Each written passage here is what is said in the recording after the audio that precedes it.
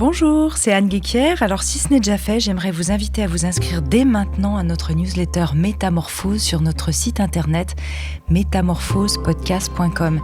Si vous avez envie de suivre les actus du podcast, de participer à nos conférences, de découvrir nos ateliers en avant-première, inscrivez-vous gratuitement, je vous l'envoie un mercredi sur deux. Dans cette newsletter, j'y partage mes réflexions, mes inspirations du moment, mes coups de cœur et je tire quelques cartes de mes oracles. Je vous envoie des sélections de podcasts thématiques. Bref, tout pour continuer à vous mettre sur le chemin de la métamorphose. Alors pour vous abonner dès maintenant, rendez-vous sur notre site métamorphosepodcast.com et dès la page d'accueil, vous trouverez un petit encart d'inscription. Merci encore pour votre fidélité et à très vite dans votre boîte mail.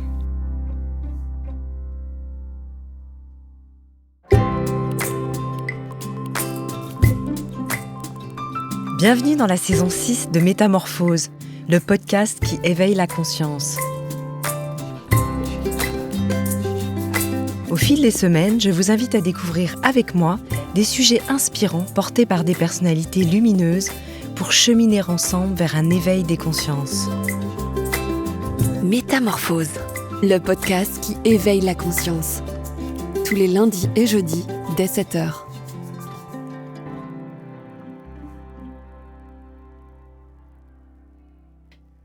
Mon invité du jour nous vient de l'autre côté de l'Atlantique. La petite fille intrépide est devenue une ado cachant sa boulimie derrière un enthousiasme vibrant pour la vie et le partage.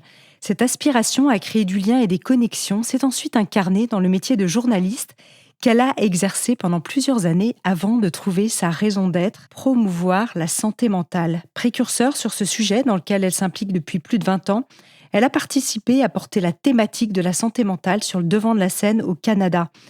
Les hasards de l'amour et de la vie l'ont amenée à se retrouver en pleine lumière lorsque l'homme dont elle a partagé la vie pendant 18 ans est devenu Premier ministre du Canada. Une expérience hors du commun qui a renforcé sa conviction de l'importance de faire passer la promotion de la santé mentale au premier plan.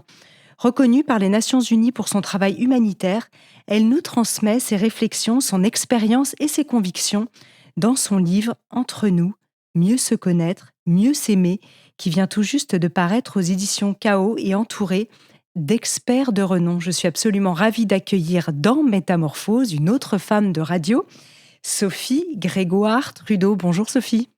Bonjour Anne, c'est un grand plaisir. Merci d'être en tout cas plaisir partagé avec nous aujourd'hui. Vous êtes, je le disais en introduction, de l'autre côté de l'Atlantique, puisque vous êtes aujourd'hui au Canada. On fait cette interview à distance.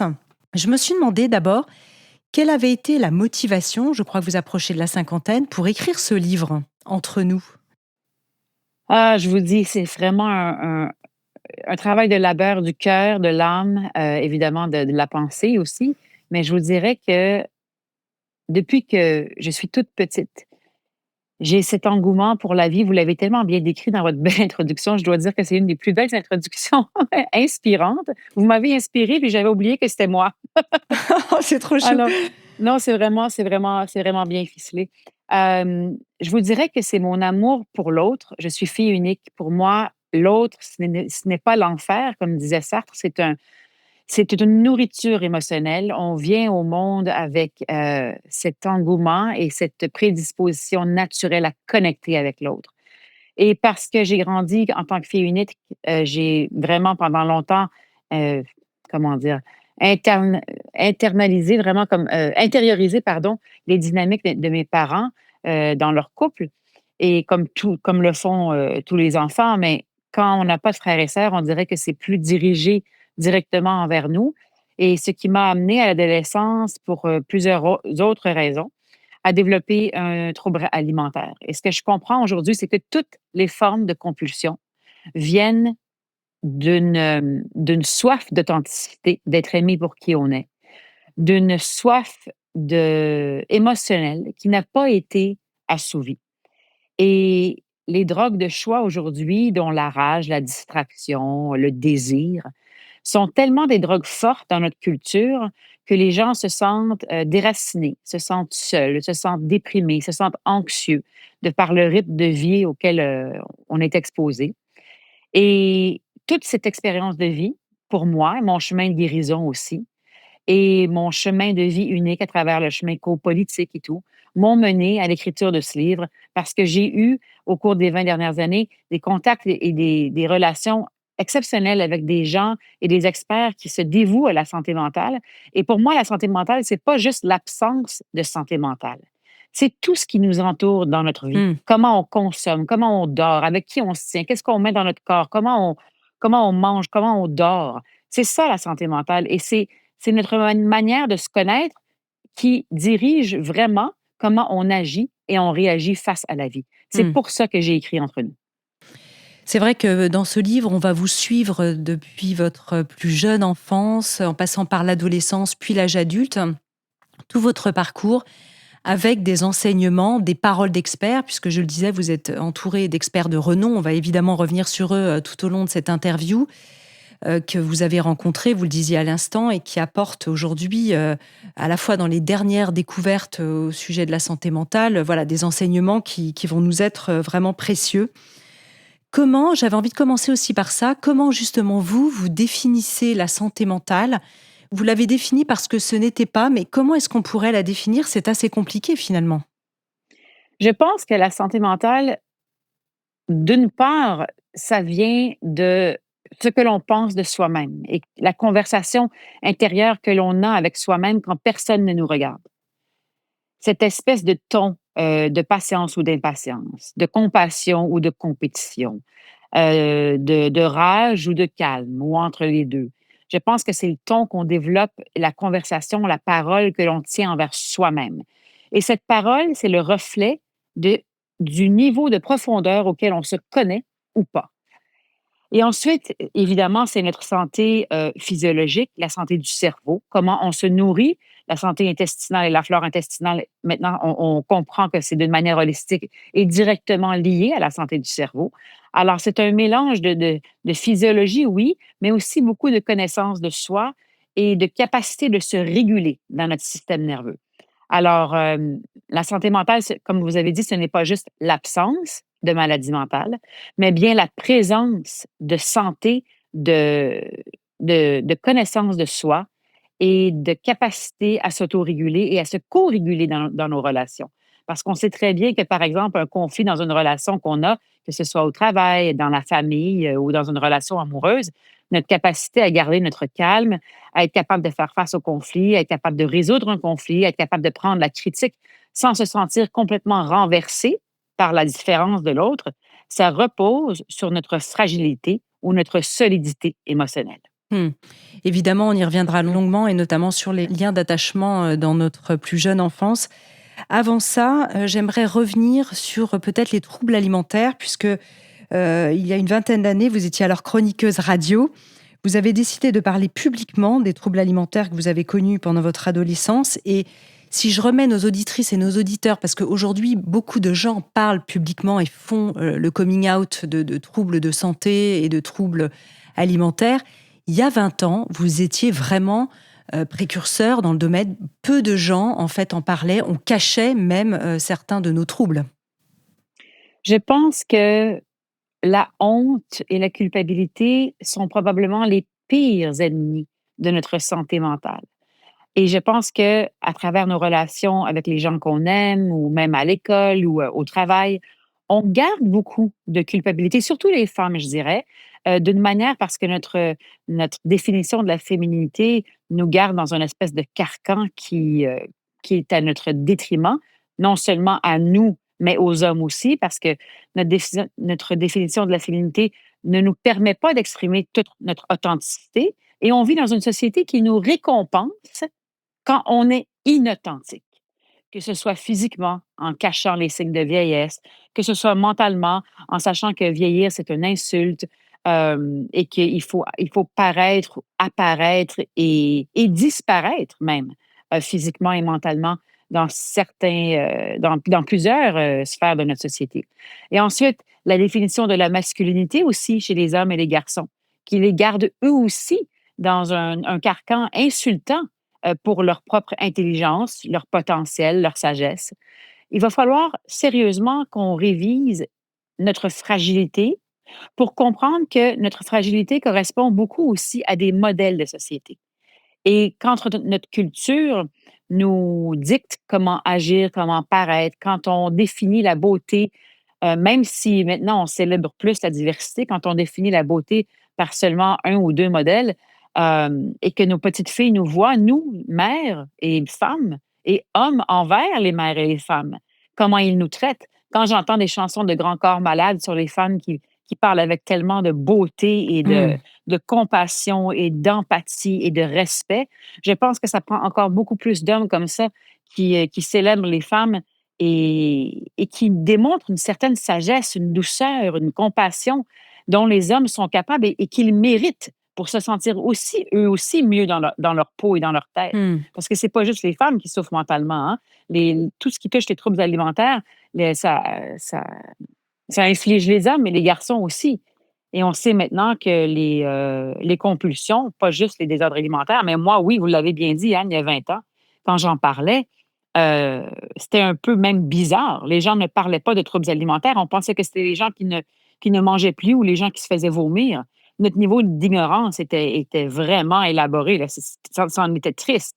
Mmh. Aujourd'hui, je pense que c'est quand même différent. On en parle de plus en plus, mais il faut juste savoir que toutes les formes de compulsion sont un cri d'appel pour être aimé et entendu pour qui l'on est, pour avoir une meilleure connaissance de soi, pour sentir qu'on a un plus grand contrôle sur notre vie quand on se fait contrôler de tous bords, tous côtés, à tellement de niveaux dans notre société. Et je pense que c'est vraiment un appel à la liberté, à, à l'aisance dans soi-même, au Mmh. calme intérieur. Et c'est difficile, hein? C'est difficile aujourd'hui quand on n'est même pas encouragé à se reposer dans la société. Le repos ne fait pas partie de notre culture comme étant une nécessité. Et même que des fois, on célèbre les gens qui vivent sur 3 4 heures de sommeil et qui créent. Mais c'est dangereux tout ça. Et il faut comprendre qu'on mérite le repos et que c'est la seule manière dont le corps et la pensée font sens de la vie. Et on vit vite, on vit rapidement et on est étourdi. On est étourdi, on a de la misère à trouver un sens d'équilibre dans nos propres familles, dans nos propres maisonnées, dans notre travail et les gens souffrent et quand on regarde notre société au large spectre et tous les mouvements sociaux de dénonciation, de rage, d'incompréhension, de peur, d'ignorance aussi, c'est le reflet de systèmes nerveux humains mal régulés. Mmh. C'est il y a un impératif neurobiologique à notre bien-être psychologique dans notre société. On va essayer ensuite de mieux en comprendre les ressorts. Dans votre livre, il y a ces anecdotes, que vous partagez, du regard, par exemple, à un moment donné, je ne sais plus si c'est votre papa ou votre maman, je crois que c'est votre mère, sur votre corps qui est jeune, athlétique, voilà, et qui parfois sont des réflexions qui peuvent être positives dans la tête de nos parents, mais qui finalement peuvent nous enfermer dans des carcans, puisqu'on sait que le corps d'une jeune fille, d'une adolescente, peut être par exemple très fin, athlétique, musclé, et que cette image pourrait après devenir enfermante pour la suite, par exemple. Bien sûr, je pense qu'en ce moment, pour tous ceux et celles qui écoutent, si on est des parents ou si on est des gens qui avons une influence sur des jeunes autour de nous, on n'est pas obligé d'être des parents biologiques, dans cette discussion. Les commentaires que l'on émet face à nos propres corps, la manière dont on traite notre propre corps et ensuite les commentaires qu'on émet par rapport à nos propres enfants, au corps de nos propres enfants, surtout les papas envers les filles et les mamans envers les filles aussi. Les garçons ne sont pas invincibles non plus. Le langage est important. Les actions le sont encore plus. Si une maman est en train de dire à sa fille, mais oui, aime-toi comme tu es belle, mais que le père dit devant ses enfants à la mère de perdre du poids ou de faire attention à ce qu'elle mange, ou si la mère est constamment sur des diètes et est obsédée par son apparence, mais peu importe ce qu'on dit à nos enfants, ça ne vaut plus rien. Nos actions portent encore plus de poids par rapport à l'influence qu'on a sur nos enfants que nos paroles. Et les paroles peuvent déjà être lourdes de sens. Alors, je pense que notre processus d'individualisation en tant qu'adulte, on doit s'en responsabiliser à un niveau et une maturité qui sont non seulement importantes, mais cruciales dans le développement de nos enfants. Et je pense qu'on peut être un professeur, qu'on peut être une infirmière, qu'on peut être un mentor, on peut être, peu importe le rôle que l'on remplit qui accompagne dans la vie d'un enfant, notre responsabilité est grande dans le développement de leur sens d'estime de soi. Mais en même temps, la culture porte tellement de symbolisme aussi. Alors, quand nos enfants passent la majorité de leur temps sur des écrans, je sais qu'au Canada, ici, je ne sais pas si vous êtes au courant, mais on est en train de revoir l'utilisation des téléphones dans les classes, dans les salles de classe. Et je pense qu'en France aussi, vous avez ces discussions-là, si je me trompe pas. Alors moi, je vis en Suisse, mais où je sais que les appareils sont confisqués à l'entrée dans l'école. Enfin, ils sont confisqués, ils sont mis dans des boîtes. Et en France, effectivement, il y a eu des avancées à ce niveau-là, mais il y a encore du chemin à faire, je pense. Ben, je suis tout à fait d'accord avec vous et je suis tout à fait du côté, qu'il faut revenir un petit peu vers l'arrière parce que la technologie est arrivée dans nos vies à un moment tellement, rapidement et tellement à un rythme effréné que nous, adultes, supposément responsables, on a comme un peu manqué le bateau, heu, en le permettant aux jeunes de l'avoir aussi fréquemment et de l'avoir dans les écoles. Ça crée ça a des conséquences dévastatrices et je pense qu'il est jamais trop tard pour reculer et revoir notre manière de faire les choses. Parce que lorsqu'un enfant, par exemple, entre 6 et 10 ans à peu près, est exposé à des écrans et qu'il est moins souvent à l'extérieur et moins souvent en connexion avec l'autre, c'est une période qu'on appelle une période où le cerveau a besoin d'expérience pour apprendre. Ça veut dire que l'espèce de période où c'est à petit risque et petit coût, par exemple, un enfant qui tombe de son vélo et le parent n'est pas en train de virer fou parce que l'enfant tombe de son vélo, parce qu'on sait que l'enfant va se relever, son genou sera écorché, mais ça va quoi. Ou ensuite, si l'enfant grimpe dans un arbre et que le parent n'est pas toujours en train de tout évaluer et tout, d'avoir peur du risque et de laisser l'enfant cette période de petit risque à petit coup, faire l'expérience d'une espèce de forme de résilience. Alors, dans le Mmh. cerveau, il faut que ces neurones se connectent. Il faut que ce message soit vraiment dans le moment de l'expérience parce que qu'est-ce qui arrive quand l'enfant ne fait plus ça et ne joue plus de manière un petit peu libre à l'extérieur, dans la nature et à tester ses propres limites psychologiques et physiques?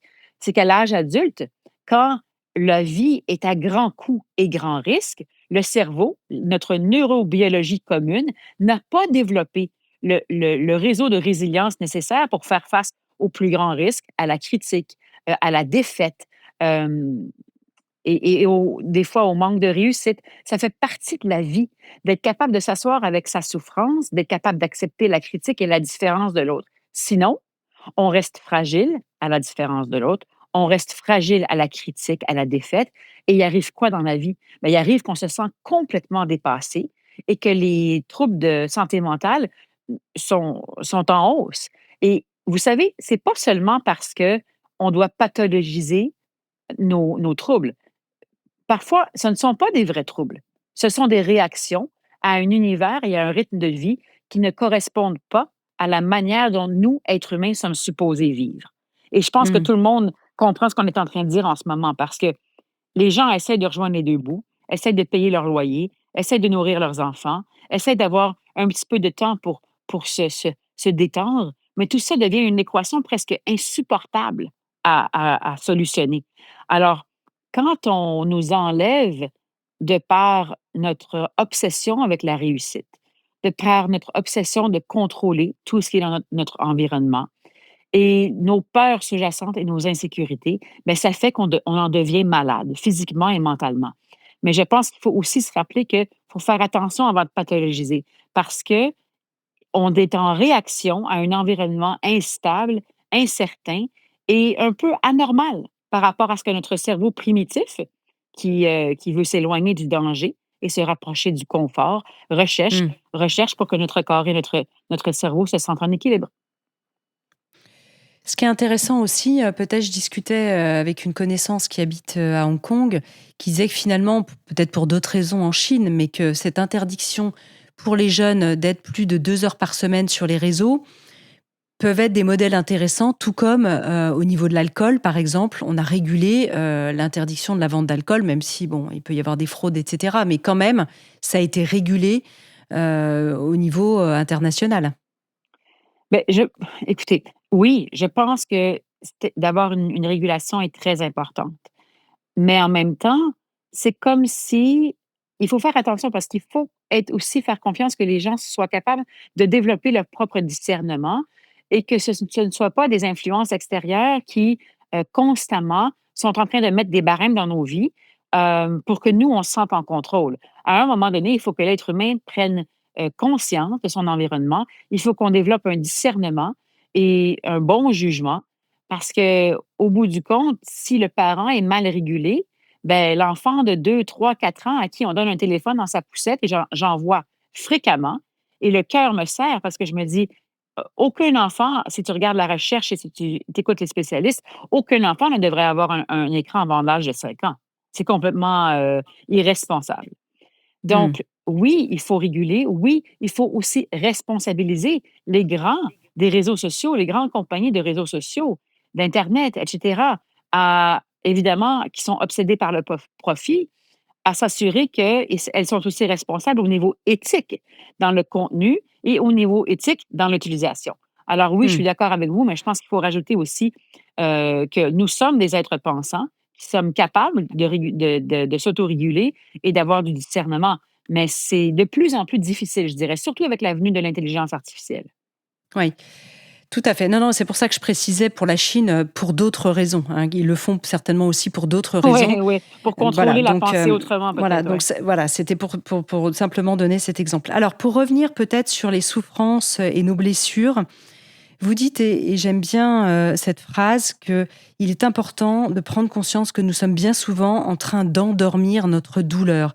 C'est-à-dire qu'on n'a pas conscience que, nos schémas de déni, nos conditionnements, nos croyances, nos blessures, nos traumatismes, hein, et cetera, souvent on essaye de les endormir parce que justement comme ils nous mettent, dans le rouge, en souffrance, c'est mieux de les mettre sous le boisseau et vous vous dites: «C'est pourtant important d'en prendre justement conscience».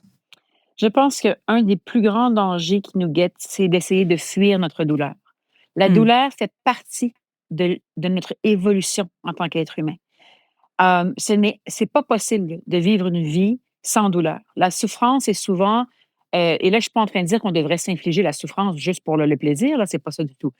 Mais la souffrance porte des opportunités qui nous ouvrent des fenêtres sur qui on est, sur notre potentiel. Et je pense que Léonard Cohen le disait très bien, qu'il y a une espèce d'ouverture dans tout. Et c'est par là que la lumière peut entrer. Je crois profondément qu'il faut qu'on apprenne à nos enfants le plus tôt possible. Et là, je vous parle, et ce matin, en me réveillant, j'avais mon petit dans le lit avec moi et qui pleurait parce qu'il ne voulait pas aller au camp d'été. Euh, et je lui ai dit, de pleurer, c'est bien. Continue à pleurer. Sors là ta douleur. Parle-moi à maman. Dis-moi comment tu te sens. Mais la mmh, douleur fait partie de la vie et tu vas la surmonter, ta tristesse. Une des émotions les plus importantes à ne pas repousser et à ne pas refouler, c'est bien la tristesse.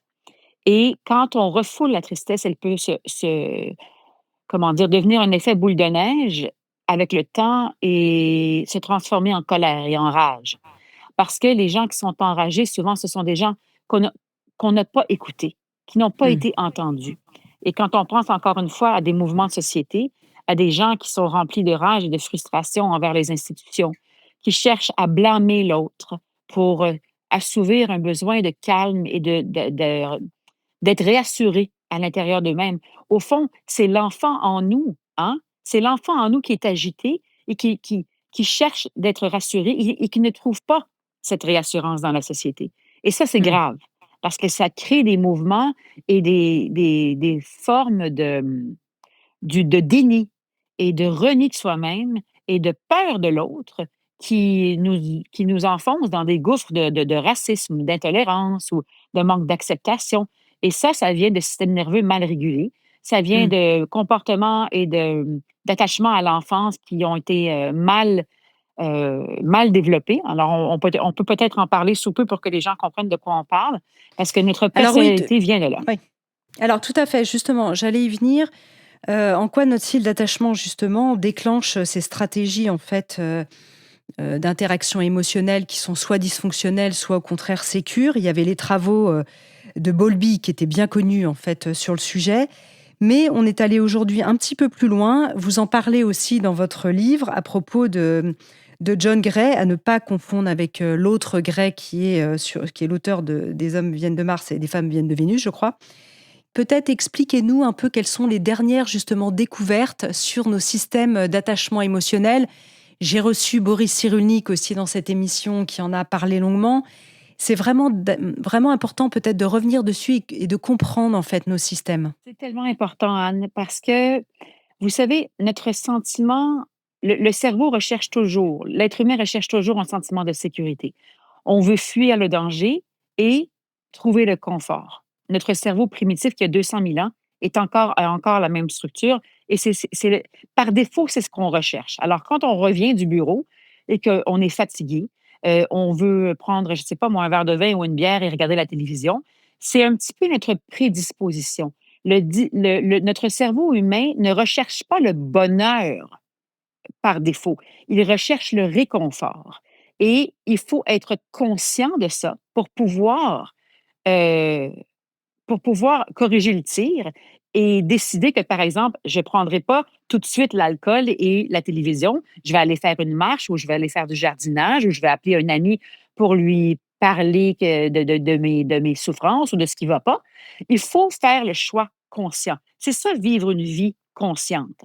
Alors, quand on était petit, et si vous écoutez en ce moment, posez-vous des questions sur votre enfance. Des fois, c'est un petit peu difficile à discerner, mais dans mon livre Entre nous, il y a un petit test rapide qu'on peut prendre pour avoir une meilleure idée de notre attachement à l'enfance. Alors, entre 0 et 3 ans, la personne qui a pris soin de nous, une mère, un père, une tantine, une grand-mère, peu importe, la manière dont cette personne nous a regardés, nous a tenus dans ses bras, nous a nourris, a joué avec nous a fait rire, nous a validé notre réalité intérieure de par nos émotions et valider aussi notre réalité par rapport au monde en nous disant qu'on appartient à ce monde.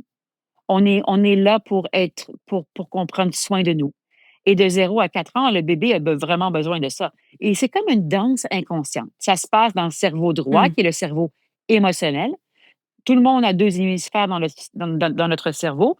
Le cerveau droit qui est celui de l'émotion plutôt et le cerveau gauche qui est plutôt celui de la logique et de la pensée cognitive mathématique. Alors, ce cerveau droit est dans une danse avec la personne qui prend soin de nous. Et si l'attachement s'est mal fait, si la constance et la qualité de cet attachement n'étaient pas bien, si notre parent avait d'autres préoccupations et passait pas beaucoup de temps avec nous, ou si cette genre de relation se faisait, mais était de mauvaise qualité ou inconstante. Des fois, c'était bien, d'autres fois, c'était pas bien.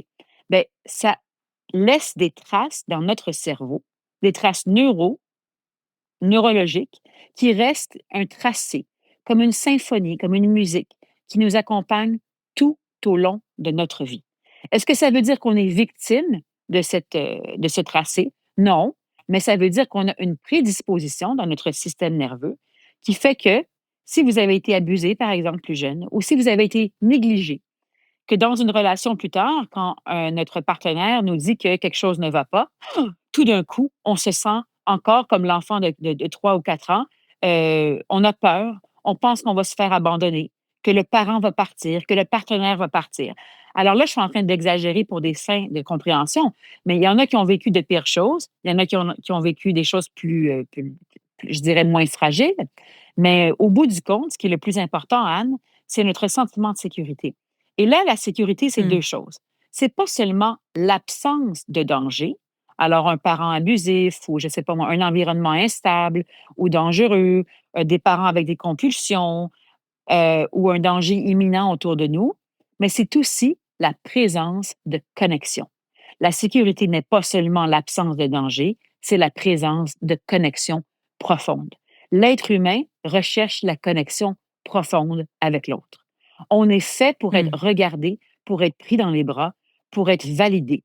Et vous savez, des fois, quand un enfant pleure ou se sent instable émotionnellement, quand un parent qui est occupé avec d'autres frères et sœurs, par exemple, si l'enfant pleure et que le parent dit: viens ici, qu'est-ce qui va pas là? Viens ici, je te prends dans mes bras. Si le parent a laissé le système nerveux de l'enfant se calmer jusqu'à la fin des pleurs, jusqu'à la fin et jusqu'au moment où l'enfant fait: «OK, j'ai retrouvé ma sécurité émotionnelle, ça va bien maintenant». Ben, c'est pas le langage que l'enfant a évidemment, mais quand le parent est là jusqu'au bout pour accompagner l'enfant Mmh. dans sa régulation, ou est-ce que la régulation s'est faite seulement jusqu'à la moitié? Parce que: «Bon mon petit, tout va bien maintenant, retourne jouer», et le parent donne son attention à l'autre enfant qui a besoin de son aide, ou l'autre frère ou l'autre sœur, la régulation ne s'est pas faite jusqu'au bout. Ce qui veut dire que à l'âge adulte, à l'adolescence, quand viennent des moments où l'enfant doit apprendre à calmer son système nerveux, ou l'ado, parce qu'il vit des choses difficiles, ben il l'a pas appris jusqu'au bout. Ça veut dire que des fois, il va continuer à bouger dans sa vie et à continuer dans sa propre vie, intérieure ou extérieure, en étant régulé seulement à moitié. Donc, ses réactions et ses actions seront le symbole d'un système nerveux qui est pas complètement régulé. Quand je vous entends, parler de la régulation émotionnelle, ça me fait penser à un livre que j'ai adoré quand mes filles étaient petites, qui était celui de Aletta Solter sur justement accompagner jusqu'au bout les pleurs de l'enfant. Voilà.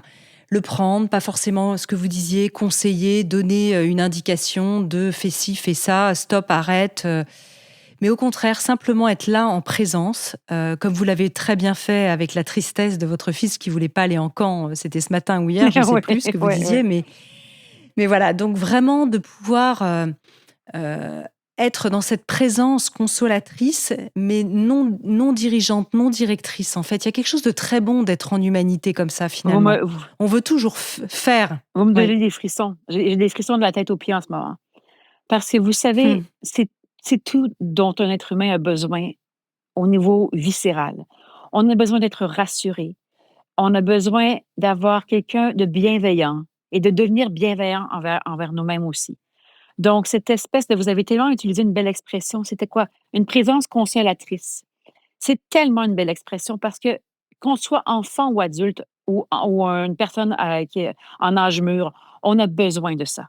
Quand on reçoit une caresse, par exemple, de quelqu'un qu'on aime, là, une caresse là, de 5 secondes, c'est pas pareil qu'une caresse de 20, 30 secondes. Et d'ailleurs, dans mon livre «Entre nous», je suggère d'essayer cette caresse de 30 secondes, parce qu'il y a Mmh. quelque chose qui se passe dans le système nerveux où il y a une espèce de relâchement, une espèce de soupir qui fait que on se sent vraiment en sécurité, et il y a pas plus bel acte d'amour que la présence.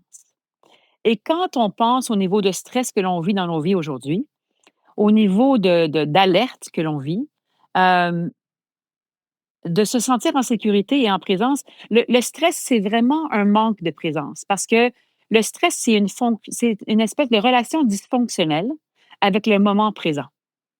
L'amour, c'est lorsqu'on est dans le moment présent. C'est la présence. Donc, quand on manque de présence dans notre vie, on manque d'amour.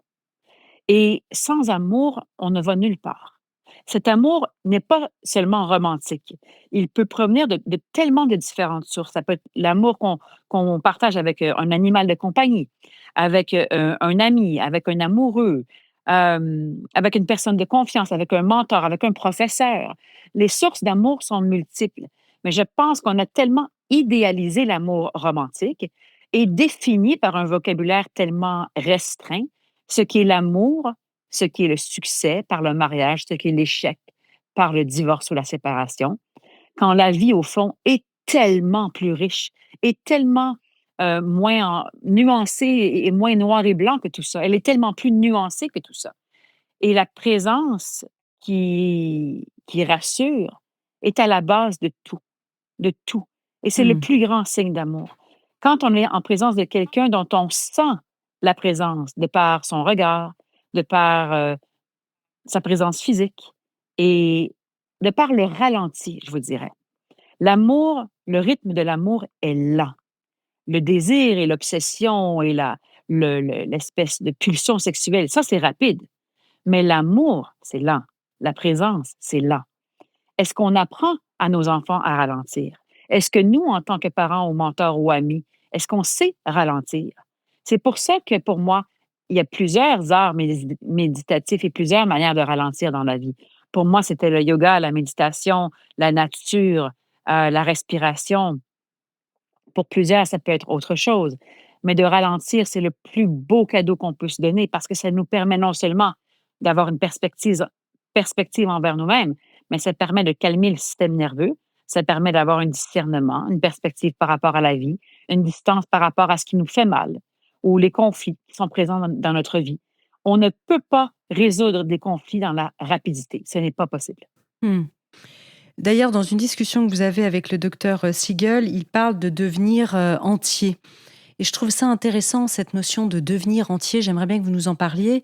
Et je me suis dit, mais c'est vrai que quand on voit l'enfance que vous avez eue, vous l'avez dit à l'instant, vous aimez, on sent que vous êtes une passionnée de la nature. Il y avait ce lac qui était à côté de vous. Vous avez fait, vous êtes baigné dedans, vous écoutiez les pierres, votre papa vous emmenait. On peut avoir le sentiment de se dire, mais comment est-ce possible que cette enfance qui paraissait comme ça, peut-être sur le papier un peu idyllique, avec ces deux parents qui étaient présents, ont fait qu'ensuite vous avez déclenché, par exemple, dans votre cas, des troubles alimentaires. Et Et donc, c'est intéressant peut-être de revenir aussi sur ces mécanismes. Et puis après, d'expliquer comment on peut se réparer pour justement aller vers ce devenir entier dont parle le docteur Siegel. Écoutez, je pense que chaque famille et chaque enfance peut sembler idyllique à certains égards, tant mieux, mais toutes les familles ont leurs dysfonctions parce qu'il n'y a pas un être humain qui est parfait. Alors oui, j'ai eu des moments exceptionnels en nature avec mes parents et mes parents m'ont donné de l'amour. Mais par contre, j'ai deux parents qui viennent de générations dont les traumatismes n'ont pas été examinés. Alors, posons-nous la question. Je pense que c'est Michael J. Fox dans Retour au futur, vous vous souvenez de ce film culte, Oui. Michael J. Fox qui souffre de c'est Parkinson's, qui dit on est autant malade que les secrets que l'on garde à l'intérieur de nous. Et je pense que c'est vrai. Parce que lorsqu'on le regarde de près, cette espèce de traumatisme qui était tellement euh, ressenti par les générations derrière nous, qui sont restés non examinés. Moi, je pense qu'un cerveau et une pensée non examinée, c'est une vie non examinée. Et ça veut dire qu'il faut regarder nos traumatismes.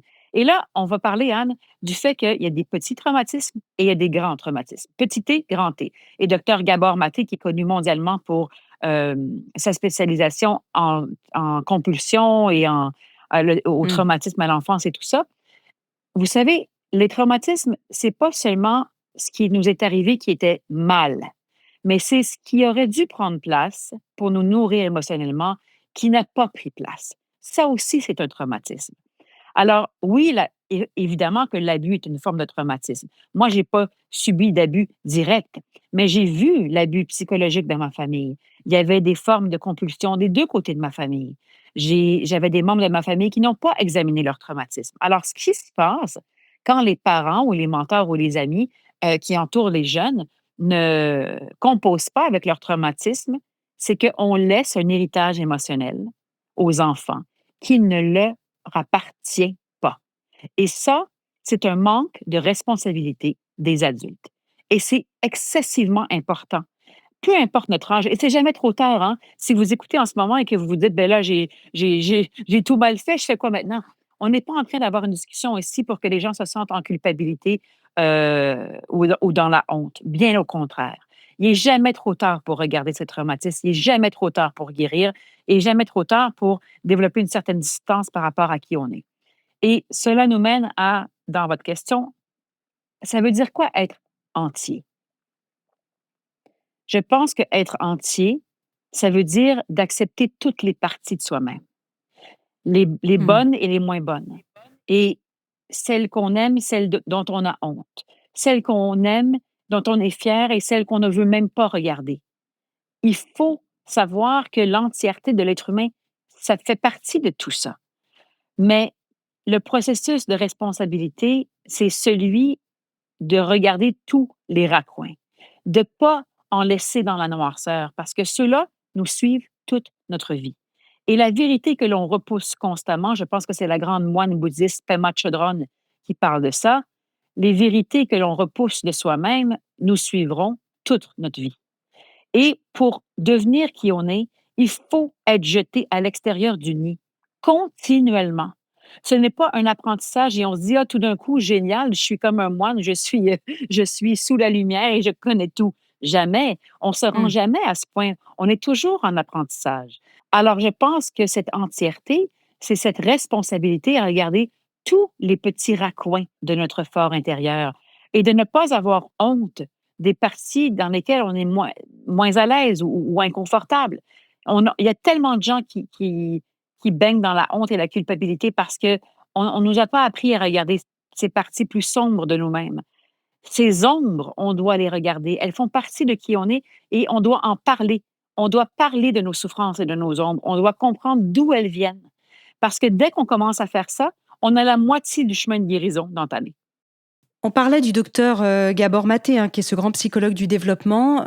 Pour des personnes qui nous écoutent, qui pourraient nous dire: «Mais par quoi je dois en fait commencer?» puisqu'on a dit, c'est un chemin où on n'est jamais arrivé, d'ailleurs heureusement, qui est toujours, en cours. Qu'est-ce qu'on pourrait leur recommander? Quel type de thérapie serait approprié? On sait qu'il y a aussi beaucoup de junk développement personnel où les gens peuvent se perdre dans des stages ou dans des choses, qui mélangent un peu tout. Comment se mettre en route finalement sur ce chemin? Ouais, ça, c'est une belle grande question. Je pense que le tout début, c'est de savoir s'arrêter, de prendre un temps de répit dans notre vie, que ce soit une demi-heure ou un week-end ou une semaine si vous le pouvez ou plus encore, mais c'est de s'arrêter. De s'arrêter pour regarder qu'est-ce qui ne va pas, qu'est-ce qui pourrait aller mieux, est-ce que je suis conscient de mon comportement? Est-ce que je comprends pourquoi j'agis et je réagis et je souffre comme comme ce l'est dans ma vie en ce moment? Donc numéro un, c'est de s'arrêter, de ralentir, de respirer, de prendre des grandes respirations. Souvent, c'est plus simple que l'on puisse le penser si on est capable de répondre à une dizaine ou une vingtaine ou une trentaine ou plus de courriels par jour. On est capable de s'arrêter pour prendre des grandes respirations par le nez et le laisser aller par la bouche, encore plus longtemps que l'inspiration. Alors, par exemple, de prendre une grande inspiration par le nez en sentant le ventre se gonfler pendant 4 ou 5 ou 6 secondes et en laissant tout aller par la bouche pendant 7 à 8 secondes. Déjà là, en trentaine de secondes, le système nerveux reçoit le signal que: «OK, je suis en sécurité, je peux revenir vers moi-même». Des fois, on peut même mettre une main sur son cœur ou sur son ventre pour se montrer un peu de compassion et d'empathie. Ensuite, on essaie de mettre le doigt sur ce qui ne va pas et on trouve quelqu'un à qui en parler. C'est pas obligé d'être un psychologue, dans les mêmes secondes. On peut en parler à quelqu'un en qui on a confiance. Et des fois, ce ne sont pas des gens dans notre propre famille. On peut trouver un ami ou un mentor ou un professeur ou une personne à qui on a confiance, c'est très important. Ensuite, je pense qu'il existe beaucoup de différents types de thérapies pour les gens. Le docteur Maté dit qu'en thérapie, lorsqu'on analyse les espèces de variations d'ondes de cœur et de cerveau entre le thérapeute et la personne et le patient, on réalise que les moments les plus régulateurs, qui rassurent le plus, sont ceux où le patient se sent écouté. Alors, dans une société qui nous dicte beaucoup comment paraître, quoi faire, comment réussir, etc., le fait de se sentir écouté est excessivement important. Alors, il faut essayer de s'entourer de personnes qui sont là pour nous écouter. Et l'écoute profonde, c'est un art. Hein. On doit réapprendre cet art parce que lorsqu'on vit tellement rapidement avec la technologie et les écrans et le rythme effréné de la vie, on oublie de s'écouter et on oublie d'ouvrir notre capacité d'écoute profonde à l'autre. Et ça, c'est essentiel dans, dans l'art de guérison. Et j'utilise le mot guérison pas pour nous faire penser que nous sommes malades, tout simplement pour se rappeler qu'on a la capacité en tant qu'être humain, on a une force immense, profonde, capacité d'amour et de compassion, et notre cerveau est prédisposé à la connexion. Il y a j'en parle beaucoup dans mon livre Entre nous, mais il y a beaucoup d'études, dont la docteure Lisa Miller, qui a publié un livre sur le cerveau spirituel. Et là, je ne suis pas en train de parler de religion, mais les gens qui ont une résilience spirituelle, qui ont une croyance en une bonté humaine qui nous unit, en quelque chose de plus grand que ce que l'œil peut percevoir ou voir, et qui croient qu'il y a une force universelle ou une force unificatrice, peu importe comment vous voulez l'appeler, un dieu, une déesse, peu importe, mais qui nous unit en tant qu'être humain. Il y a une prédisposition dans le cerveau humain, une partie du cerveau, qui, quand on le scanne, nous démontre que l'être humain est prédisposé à la connexion humaine. Alors, lorsque l'on renie cette prédisposition-là et cette capacité-là, on renie une grande partie de soi-même qui fait qu'on tombe malade physiquement et mentalement. Hmm. Merci Sophie, effectivement, c'est vraiment passionnant parce que ça montre déjà qu'il n'y a pas qu'une seule solution, qu'on peut se tourner vers différents types de thérapies et que aussi c'est une question d'état d'être, en fait. C'est ce que vous venez d'expliquer, qui peut être lié ou non à des croyances, que ce soit finalement une forme de spiritualité laïque, je vais le dire comme ça, ou de façon finalement d'être au monde que vous abordez dans votre livre, qui est aussi comment ouvrir son cœur. En réalité, c'est ça que vous êtes en train de dire. Oui, vous savez, le cerveau humain est prédisposé quand on le regarde là, par scan et par différentes techniques médicales, il est prédisposé pour la connexion humaine. Par exemple, les parties du cerveau qui sont amoindries, disons, on va utiliser cette expression-là, qui sont amoindries dans un cerveau dépressif, par exemple, sont renforcées dans un cerveau au même endroit d'un individu qui a une croyance spirituelle. Alors, on ne parle pas exclusivement de religion ici, tout simplement de croire qu'il y a une force universelle, une bonté humaine, une énergie positive qui nous unit en tant qu'être humain. On est prédisposé pour ouvrir notre cœur à l'autre. C'est quand même miraculeux que d'une manière neurobiologique, cette prédisposition-là, elle est vraie, elle existe. Alors, c'est quand même assez fascinant parce que ça nous rappelle que sans connexion humaine profonde, on ne peut pas devenir vraiment entier. Hmm. Absolument. C'est vrai que j'ai envie peut-être de conclure cette interview. Je sais que vous avez peu de temps et que vous êtes voilà, très occupée, Sophie Grégoire Trudeau.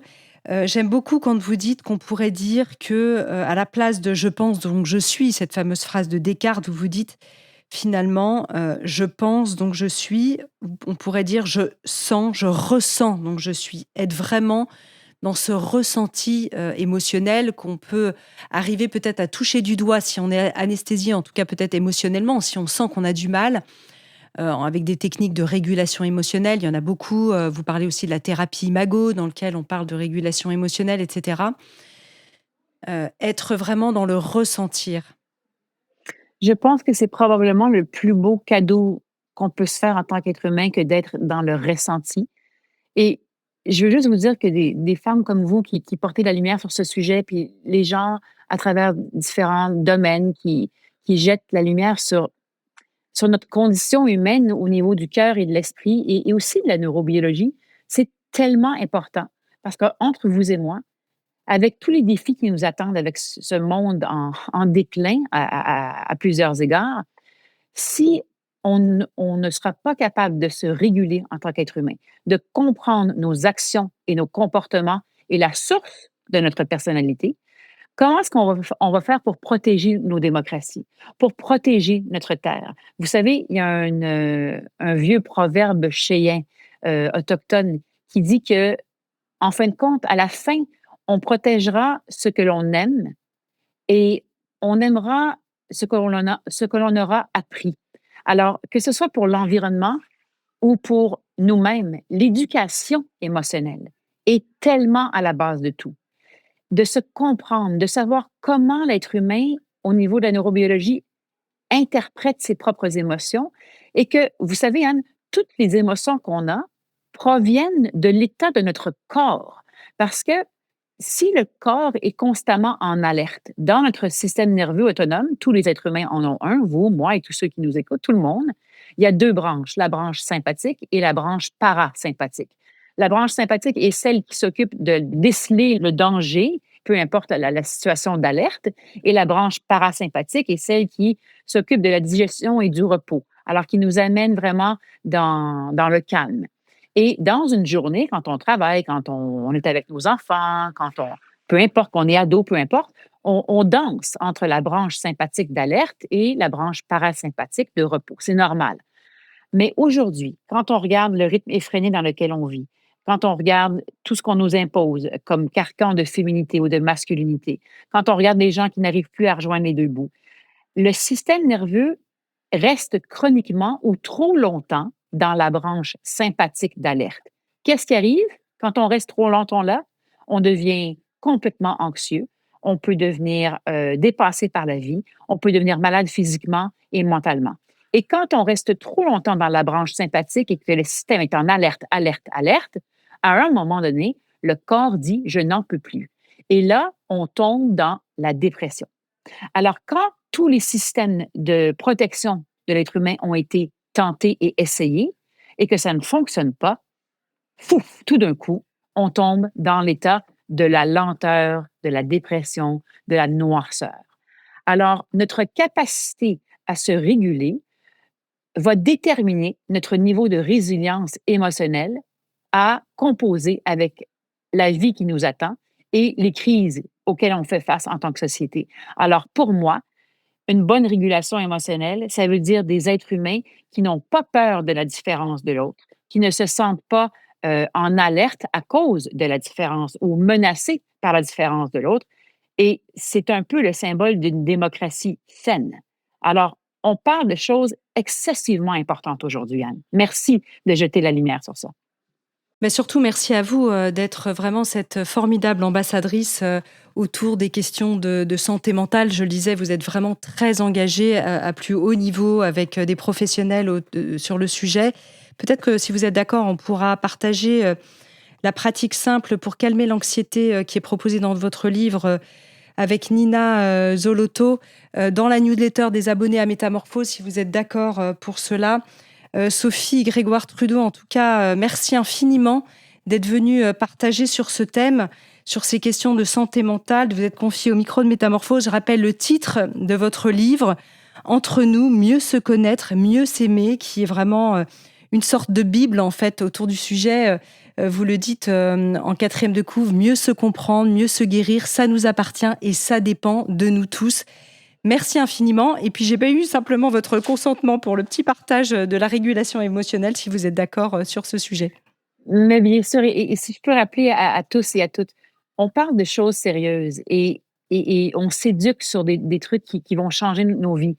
Mais il faut se rappeler une chose, le plaisir et le jeu, et j'en parle dans le livre durant tout un chapitre, c'est tellement important de pouvoir jouer ensemble, de pouvoir rire, de pouvoir tout simplement se laisser aller, parce que ça aussi, ça assure la bonne santé du cœur et de l'esprit. Oui, d'ailleurs, ça fait du bien parce que dans votre livre, on vous voit à un moment donné, vous parlez du jeu avec ces lunettes très rigolotes là, avec vos enfants. Oui, et ne serait-ce que de voir cette photo, voilà, on voit qu'on est dans le plaisir, dans le jeu.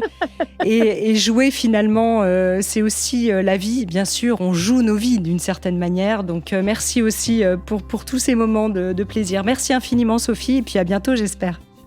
Je l'espère aussi. Merci beaucoup.